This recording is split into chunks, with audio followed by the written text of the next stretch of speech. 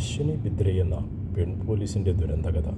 2016 May 10 മഹാരാഷ്ട്രയിലെ കോലാപൂരിൽ വിശ്രമജീവിതം നയിക്കുന്ന റിട്ടയർഡ് അധ്യാപകൻ ദേവ് ബിദ്രെയുടെ ഫോണിലേക്ക് മുംബൈ പോലീസ് ഹെഡ്ക്വാർട്ടേഴ്സിൽ നിന്നും ഒരു കോൾ വന്നു. നിങ്ങളുടെ മകൾ അശ്വിനി ബിദ്രെ കഴിഞ്ഞ ഏപ്രിൽ 15 മുതൽ ഡ്യൂട്ടിക്ക് ഹാജരായിട്ടില്ല. ആ വാക്കുകൾ കേട്ട് ആ അച്ഛൻ്റെ നെഞ്ചൊന്ന് പിടഞ്ഞു. അവധിയെടുക്കുമ്പോൾ ഒരു ലീവ് ലെറ്റർ പോലും നൽകാതിരിക്കാൻ മാത്രം അശ്രദ്ധയായവളല്ല തൻ്റെ മകളെന്ന് ആ അച്ഛന് ഉറപ്പായിരുന്നു. എങ്ങോട്ടാണ് അവൾ പോയത്? അവിടെ നിന്നാണ് ഇന്ത്യൻ പോലീസ് ചരിത്രത്തിലെ തന്നെ ഏറ്റവും ഞെട്ടിക്കുന്നതും ക്രൂരവുമായ ഒരു കൊലപാതക പരമ്പരയുടെ ചുരുളയ്യാൻ തുടങ്ങിയത്.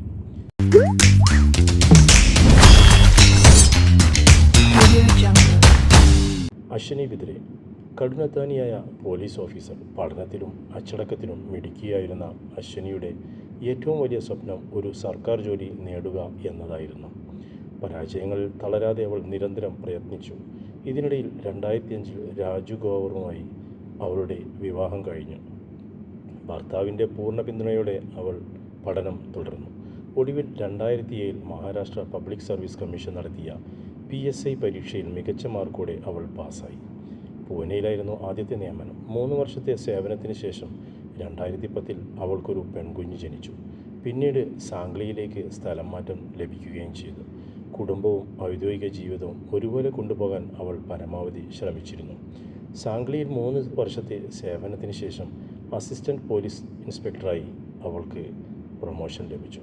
പിന്നീട് രത്നഗിരിയിലും നവി മുംബൈയിലുമായി അവൾ ജോലി ചെയ്തു. ഡിപ്പാർട്ട്മെൻറ്റിനുള്ളിൽ മികച്ചൊരു ഓഫീസർ എന്ന പേര് നേടാൻ അശ്വിനിക്ക് കഴിഞ്ഞെങ്കിലും അവളുടെ കുടുംബജീവിതത്തിൽ വലിയ വിള്ളലുകൾ വീണിരുന്നു. ദാമ്പത്യത്തിലെ പ്രശ്നങ്ങളെ തുടർന്ന് ഭർത്താവ് രാജുഗോറുമായി അകന്ന് കഴിയുകയായിരുന്നു അശ്വിനി. നവി മുംബൈയിലെ ഒരു വാടക ഫ്ലാറ്റിൽ ഒറ്റയ്ക്കായിരുന്നു താമസം. മകളുടെ സംരക്ഷണം ഭർത്താവ് ഏറ്റെടുത്തിരുന്നു.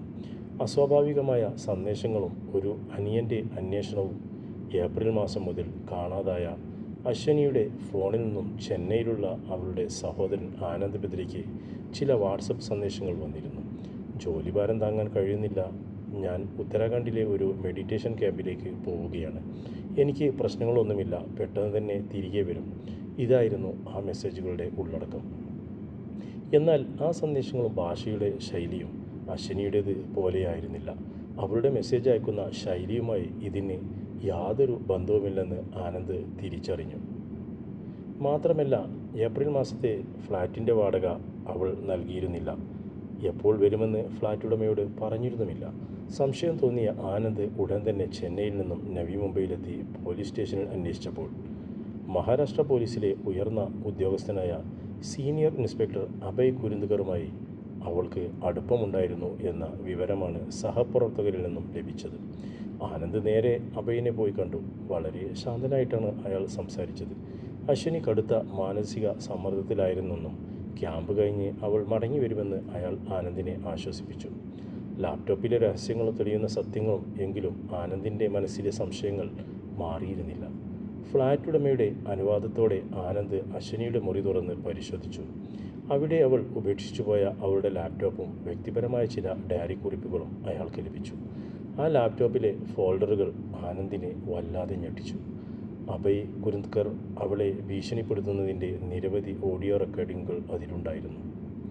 അവളുടെ ഡയറിയിലെ ഒരു പേജിൽ ചുവന്ന അക്ഷരത്തിൽ ഇങ്ങനെ കുറിച്ചിരുന്നു: എനിക്കെന്തെങ്കിലും ഒരു അപകടം സംഭവിച്ചാൽ അതിൻ്റെ പൂർണ്ണ ഉത്തരവാദി അഭയ് കുരുന്ത്കർ ആയിരിക്കും. വിവരങ്ങളെല്ലാം മനസ്സിലാക്കിയ ആനന്ദും അച്ഛൻ ദേവ് ബിദ്രെയും നവി മുംബൈ പോലീസ് അഭയിനെതിരെ പരാതി നൽകി. എന്നാൽ പോലീസ് ഒരു FIR പോലും രജിസ്റ്റർ ചെയ്യാൻ തയ്യാറായില്ല. കാരണം ലളിതമായിരുന്നു. രാജ്യത്തെ ഏറ്റവും മികച്ച സേവനത്തിന് രാഷ്ട്രപതിയുടെ പോലീസ് മെഡൽ നേടിയ ഉദ്യോഗസ്ഥനായിരുന്നു അഭയ് കുരുന്ത്കർ. ഡിപ്പാർട്ട്മെൻറ്റിലെ ശക്തനായ ഒരാൾക്കെതിരെ അന്വേഷണം നടത്താൻ ലോക്കൽ പോലീസിന് ഭയമായിരുന്നു. മാസങ്ങളോളം അവർ നീതിക്കായി പോലീസുകാരുടെ പുറകെ നടന്നു. നീതിക്കായുള്ള പോരാട്ടവും ACP സംഗീത ഷിൻഡെയുടെ വരവും ഒരു പ്രതികരണവും ലഭിക്കാതായപ്പോൾ അശ്വിനിയുടെ കുടുംബം മഹാരാഷ്ട്ര മുഖ്യമന്ത്രിക്ക് നേരിട്ട് പരാതി നൽകി. ഒപ്പം ബോംബെ ഹൈക്കോടതിയിൽ ഒരു ഹർജിയും സമർപ്പിച്ചു. കോടതി പോലീസിനെ രൂക്ഷമായി വിമർശിക്കുകയും കേസ് സമഗ്രമായി അന്വേഷിക്കാൻ ഉത്തരവിടുകയും ചെയ്തു. തുടർന്ന് ACP സംഗീത സിൻഡെയെ ഈ കേസ് അന്വേഷിക്കാൻ ചുമതലപ്പെടുത്തി. സംഗീത സിൻഡെയുടെ നേതൃത്വത്തിലുള്ള അന്വേഷണ സംഘം വളരെ വേഗത്തിൽ തന്നെ തെളിവുകൾ ശേഖരിക്കാൻ തുടങ്ങി. ഫോൺ കോൾ റെക്കോർഡുകളും ടവർ ലൊക്കേഷനുകളും അവർ സൂക്ഷ്മമായി പരിശോധിച്ചു.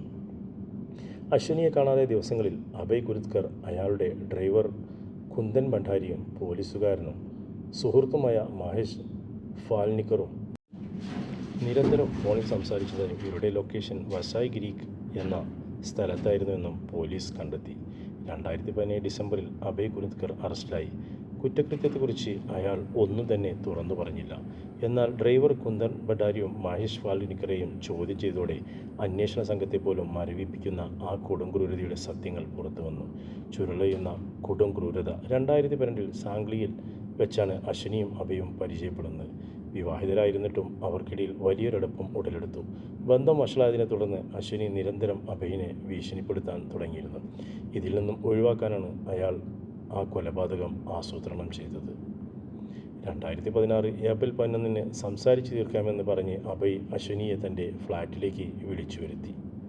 അവിടെ വെച്ചുണ്ടായ വലിയൊരു തർക്കത്തിനൊടുവിൽ അഭയ് അവളെ ശ്വാസം മുട്ടിച്ച് കൊലപ്പെടുത്തി. കൊലപാതകത്തിന് ശേഷം ഡ്രൈവറായ കുന്ദനെയും സുഹൃത്തായ മഹേഷിനെയും അയാൾ വിളിച്ചു വരുത്തി. മൃതദേഹം ഒളിപ്പിക്കുകയായിരുന്നു അവരുടെ ലക്ഷ്യം. അശ്വനിയുടെ ശരീരം നിരവധി കഷ്ണങ്ങളായി വെട്ടിമുറിച്ച് അവർ ഫ്രിഡ്ജിൽ സൂക്ഷിച്ചു. പിന്നീട് ഡ്രൈവർ കുന്ദൻ മാർക്കറ്റിൽ പോയി വലിയ ഇരുമ്പ് കട്ടകൾ വാങ്ങി കാറിൽ കൊണ്ടുവന്നു. രാത്രിയുടെ മറവിൽ ശരീരഭാഗങ്ങളിൽ ഈ ഇരുമ്പ് കട്ടകൾ കെട്ടിവെച്ച് അവ വസായ് ഗ്രീക്കിലെ ആഴക്കടലിലേക്ക് വലിച്ചെറിഞ്ഞു. പിടിക്കപ്പെടാതിരിക്കാൻ വളരെ വിദഗ്ധമായാണ് അഭയ് പ്ലാൻ ചെയ്തത്. അശ്വനിയുടെ മൊബൈൽ ഫോൺ കൈവശം വെച്ച അയാൾ മാസങ്ങളോളം പല സ്ഥലങ്ങളിൽ യാത്ര ചെയ്ത് ആനന്ദിന് വാട്സപ്പ് സന്ദേശങ്ങൾ അയച്ചുകൊണ്ടിരുന്നു.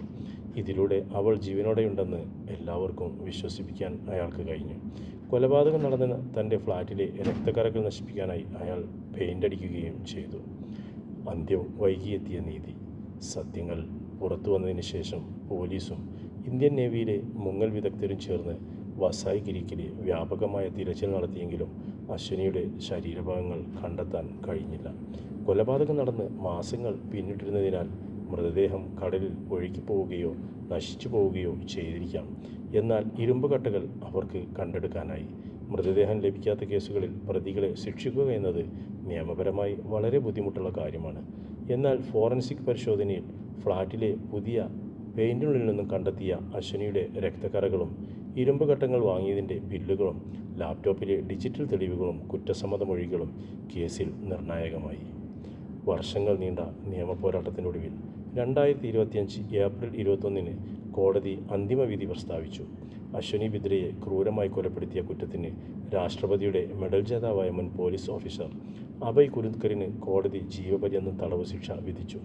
കുറ്റകൃത്യത്തിന് കൂട്ടുനിന്ന കൂട്ടുപ്രതികളായ മഹേഷ് ഫാൽനിക്കറിനും കുന്ദൻ ഭണ്ഡാരിക്കും 7 വർഷം വീതം തടവ് ശിക്ഷയും ലഭിച്ചു. ജീവിതത്തിൽ ഉന്നതമായ നിലയിലെത്താൻ കഠിനാധ്വാനം ചെയ്ത ഒരു സ്ത്രീ തെറ്റായ ഒരു വ്യക്തിയെ വിശ്വസിച്ച് സ്വന്തം ജീവൻ തന്നെ ഇല്ലാതാക്കിയതിൻ്റെ നൊമ്പരപ്പെടുത്തുന്ന ഓർമ്മയെ അശ്വനി ബിദ്രെ എന്ന പെൺപോലീസിൻ്റെ കഥ ഇന്നും അവശേഷിക്കുന്നു.